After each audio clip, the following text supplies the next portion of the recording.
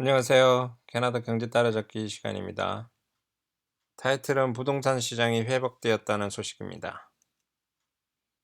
2019년 10월 11일자 캐나다 경제신문 기사입니다. 부동산 시장이 2017년 수준으로 회복되었다. 9월 토론토 벤치마크 가격이 80만 5천 불. 이는 작년 대비 5.2% 상승에 해당하고 불과 10,000불 낮은 수준임. 수요가 우세하다고 합니다. 콘도 분양 열기가 계속되고 있고요. 사전 분양과 기존 콘도 판매 모두 열기가 뜨겁다고 합니다. 밴쿠버 주택 거래량이 46% 증가했다고 합니다. 주택 가격 하락에도 불구하고 거래량이 늘어났다고 합니다. 캘거리의 경우 9월 주택 거래가 작년 대비 8.2% 상승했다고 합니다. 이는 미국과 대조적인 양상을 나타내고 있습니다. 미국의 경우 지난 2년간 거래가 감소하고 있고요.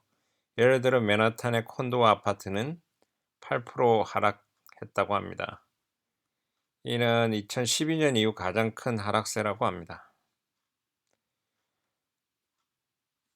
캐나다 주택시장이 반등하는 원인은 공급보다는 수요가 늘어난 탓이라고 합니다. 공급 부족 상태라고 합니다. 토론토 콘도 소유 중 40%가 투자자라고 합니다. 실거주자가 아니라 40%가 투자자라고 합니다. 렌트비, 집값 모두 상승 압력이 높다고 합니다. 토론토 인구 증가가 구매 수요 증가로 이어지고 또 멀티오퍼가 발생하는 상황입니다. 이런 흐름에는 연방 총선 공약도 한몫하고 있다고 합니다. 자유당의 공약은 생애 최초 주택 구입자에게 10% 정부 지분 모기지를 제공하며 지원 한도액을 80만 불까지 증액한다고 합니다.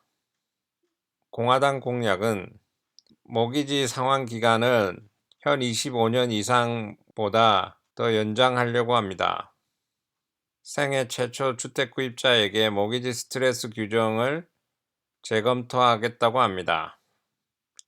모기지 갱신 시 모기지 스트레스 테스트를 생략하도록 한다고 합니다. 토론토는 공실률이 낮아 렌트비가 상승하고 있으며 임대주택이 더 필요한 상황입니다. 임대주택과 아파트 공급 확대 정책이 필요합니다. 26,800유닛이 더 필요하다라고 로얄뱅크가 분석했습니다.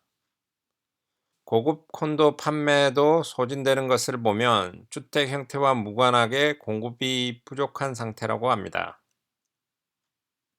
더 많은 영상을 보시려면 상기 I 버튼을 눌러주시기 바랍니다. 도움이 되셨다면 좋아요, 구독 부탁드립니다. 감사합니다.